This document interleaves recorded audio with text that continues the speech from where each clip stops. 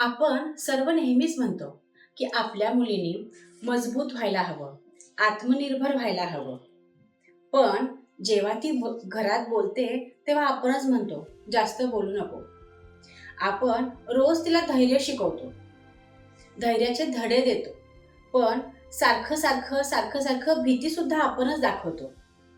आपण तिचं रक्षण करतो, पण तिला संघर्षासाठी तयार करत नाही. मुलींचं रक्षण नाही, तर त्यांना तयार करायचं आहे. आज ह्या चॅनलद्वारे मी तुम्हाला 5 अशा गोष्टी सांगणार आहेत की ज्या प्रत्येक पालकाने ऐकाव्यात, विचार करावा व अंमलात सुद्धा आणाव्यात. पहिली गोष्ट, जग बदललंय पण आपले विचार नाही. मोबाईल 5G झालाय, टेक्नॉलॉजी AI झाली आहे, पण आपला मुलींबद्दलचा विचार अजूनही पडद्यामागचाच आहे. आपण म्हणतो आम्ही मुलींना स्वातंत्र्य दिलंय, पण आपण त्यांना स्वतःचे विचार मांडण्याचं स्वातंत्र्य दिलंय का?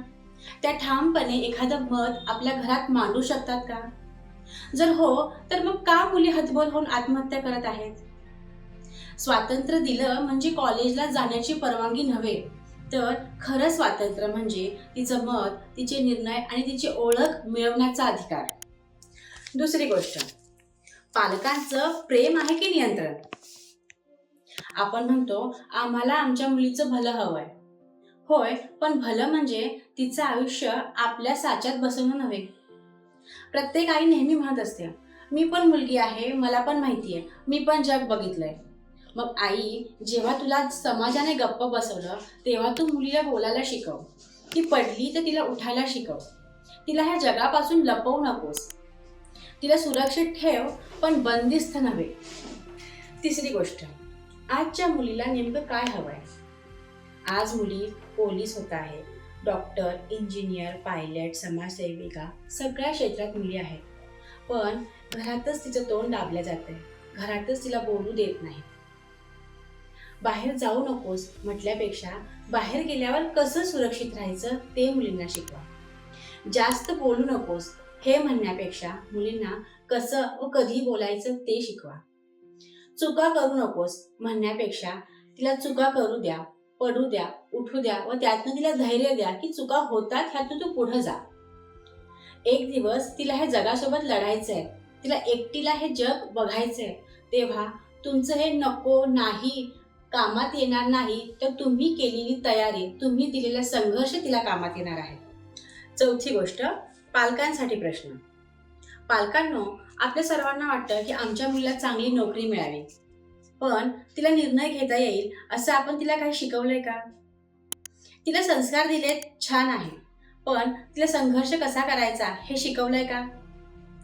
तिला संरक्षण देतो आपण, पण स्वरक्षण कसं करायचं हे शिकवलंय का? नक्कीच ह्या गोष्टींवर विचार करा. पाचवी गोष्ट, जागा होण्याची वेळ आली आहे.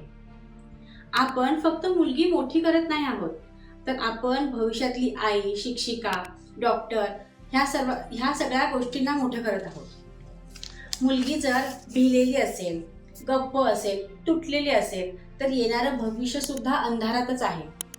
मुलीला फुलासारखं नाही तर विजेसारखं तयार करा. मुलींना आता संस्कारात वाढवण्यापेक्षा संघर्षात वाढवा. कारण मुलगी फक्त लग्न करून तिच्या घरी गेली म्हणून प्रश्न सुटत नाही. खरा संघर्ष हा घराबाहेर गेल्यावर सुरू होतो.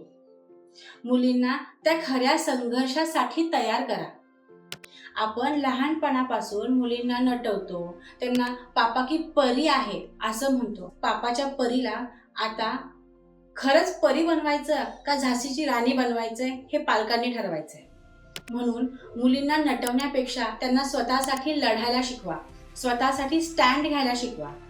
ती मुलगी आहे, ती आपल्या घराचं भविष्य आहे, ती आपल्या देशाचं प्रतिबिंब आहे. तिचा आवाज दाबणं म्हणजे उद्याच्या विजेला विझवणं.